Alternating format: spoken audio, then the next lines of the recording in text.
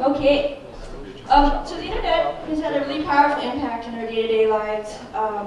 We are in the information age, which means that we have an entire world of information accessible to our fingertips. What this means is that, as we can access knowledge, there's real democratization of knowledge. It's just that we're not learning from experts in ivory towers, such as professors and universities. We're learning from each other. We're learning from our peers. And what this means is that there's been a real acceleration of innovation as people share in these contexts and these learning communities. And they're building on each other's work, which is a really striking impact on the evolution of ideas. Unfortunately, or not unfortunately, but a lot of these learning communities are really definitely, they're still sort of highly motivated self-starters who are finding each other and sharing. And so an interesting question for us is how do we sort of get other people involved in this learning process where they're learning from each other? And this issue of motivation then becomes really important. If we're talking about informal learning online, we're really talking about what's going to motivate me to go online and take the time to actually learn something new. There are a lot of variables that can go into motivating people to learn online. But definitely it's something that's extremely important is being able to develop a sense of connection or relatedness to other people.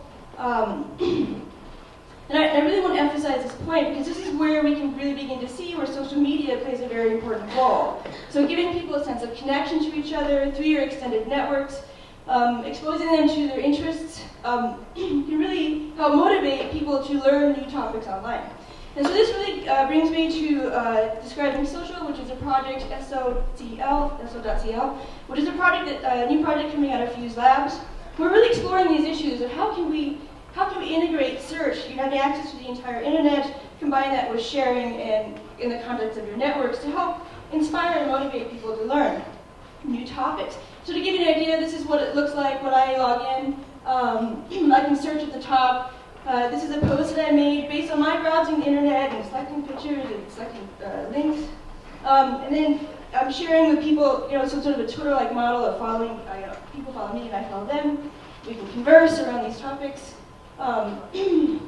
their feeds.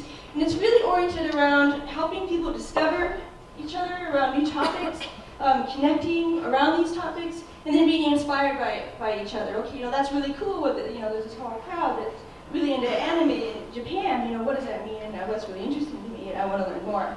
And so we deployed social in December, just a few weeks ago, but we've been studying this group of university students who've been using it for the past couple of months, really trying to get an understanding of their existing learning practices and how using social can actually impact them. And what's really interesting is that it's definitely the case that, when we ask them, how do you learn now, what's your primary source of information, the web is where they learn already. And then through their friends, and then through their connections. And social networking like Facebook is listed just as important as email or cell phones or anything else as a place where they learn and collaborate with their fellow students. Over the course of its use, again, we had these students use it for a couple months, we saw a lot of instances where people are connecting around common interests. Here they're sharing, recipes for Halloween and pumpkin carving, for example.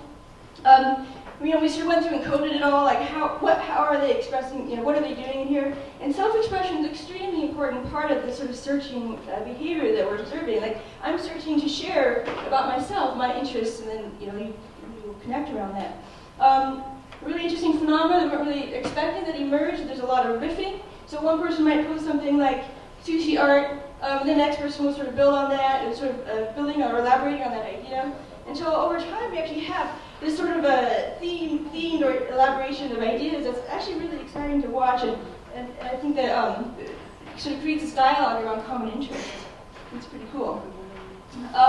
As we were going forward and thinking about informal learning online, there's a lot of variables that go into successfully motivating a community to learn, and then because they're learning from each other, innovating as a community, and so we can begin to develop these models of how we can really leverage social media to inspire informal learning.